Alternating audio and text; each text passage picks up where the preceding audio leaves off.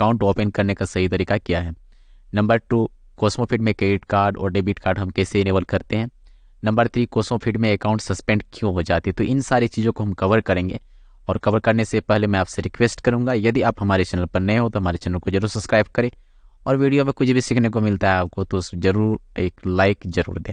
इससे मुझे मोटिवेशन मिलता है और आपके लिए मैं ऐसा ही वीडियो में लाते रहता हूँ। तो चलिए हम लोग चलते हैं बिना किसी देर के। सबसे पहले फ्रेंड्स, कॉस्मोफिट में अकाउंट ओपन करने का सही तरीका क्या है। एक्चुअली जब भी आप कभी अकाउंट ओपन करेंगे तो अकाउंट ओपन करने के लिए आपको मैं डिस्क्रिप्शन बॉक्स में लिंक दे दूंगा, ठीक है। वहाँ से आप क्लिक करेंगे और क्लिक करने के बाद आप अपना अकाउंट को ओपन करेंगे। क्या होता है कि वो हमारा रेफरल अकाउंट होता है, तो जब भी कभी मैं रेफ़र कर दिया मैं आपको, तो आप क्या करेंगे, उससे अकाउंट को ओपन करेंगे। जब आप उससे अकाउंट ओपन करते हैं तो कभी इशू होता है तो आप मुझे कभी कमेंट करते हैं तो मैं आपको गाइड करता हूँ या फिर आपको मैं हेल्प भी कर देता हूँ।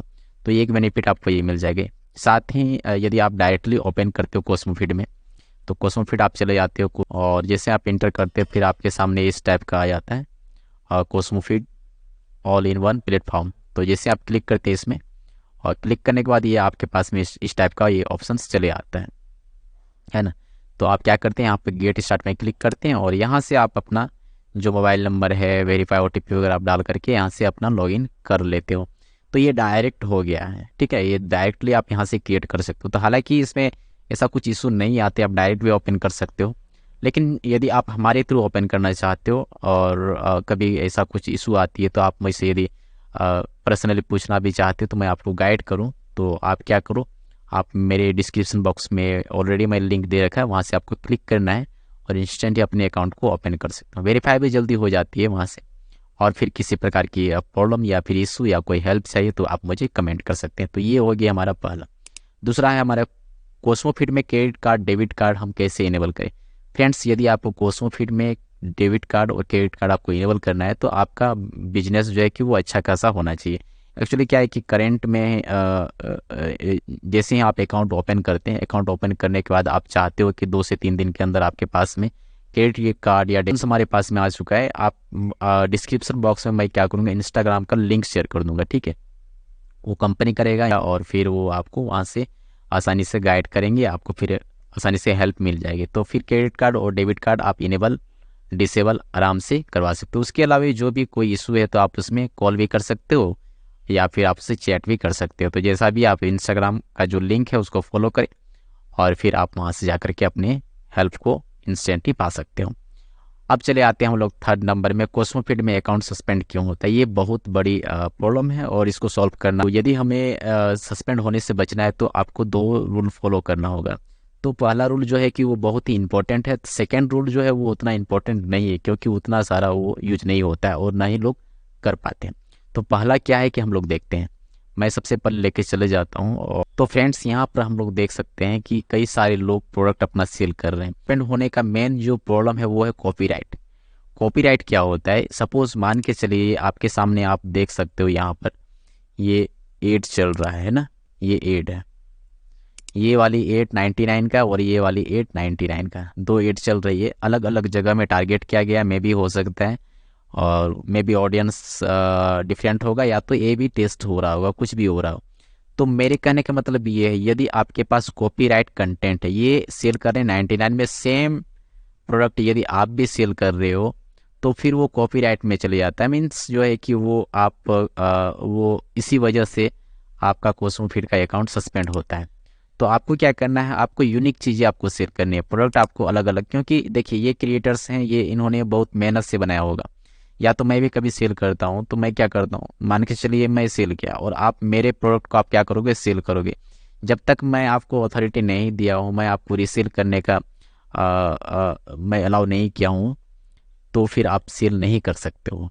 जब मैं अलाउ कर दूंगा या कोई भी क्रिएटर्स आपको अलाउ करता है तो फिर आप उसको रीसेल कर सकते हैं, तो फिर कोई इशू नहीं आती।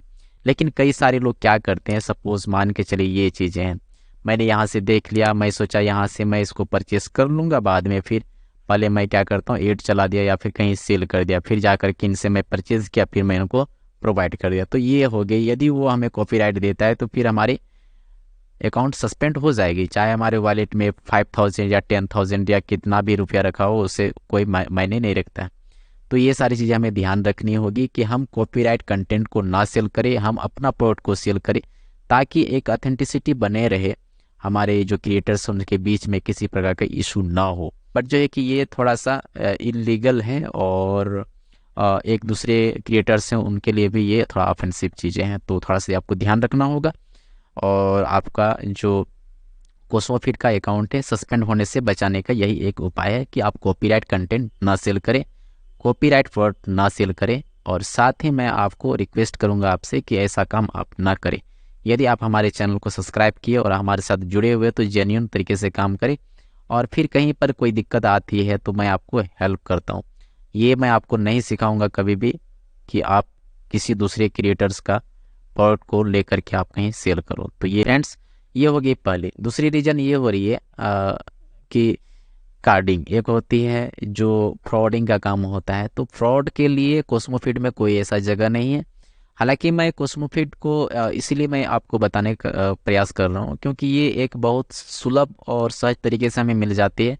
ये प्लेटफॉर्म जो है कि मैं ना जीएसटी चाहिए ना कुछ चाहिए, मुझे एक आधार कार्ड पैन कार्ड चाहिए होता है, और फिर ये प्लेटफॉर्म हमें अलाउ करती है कि आप पेमेंट ले सकते हो, अपने जो भी प्रोडक्ट है आप सेल कर सकते हो, पेमेंट ईजिली आप ले सकते हो। तो इसका मतलब नहीं है कि हम क्या करें, फ्रॉड करें। तो ये सारी चीज़ें होती है। पेमेंट गेटवे बहुत स्ट्रिक्ट है, आरबीआई के हिसाब से चलती है, तो आपको ये सारी चीज़ें ध्यान में रखनी होगी, और इसी तरह से आप अपने बिजनेस को नेक्स्ट लेवल पे ले जा सकते हो।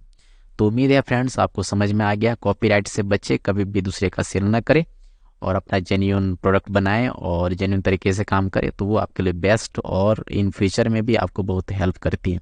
और जेन्युइन तरीके से बेचे, किसी को फ्रॉड ना करें और स्कैम करने का प्रयास भी ना करें।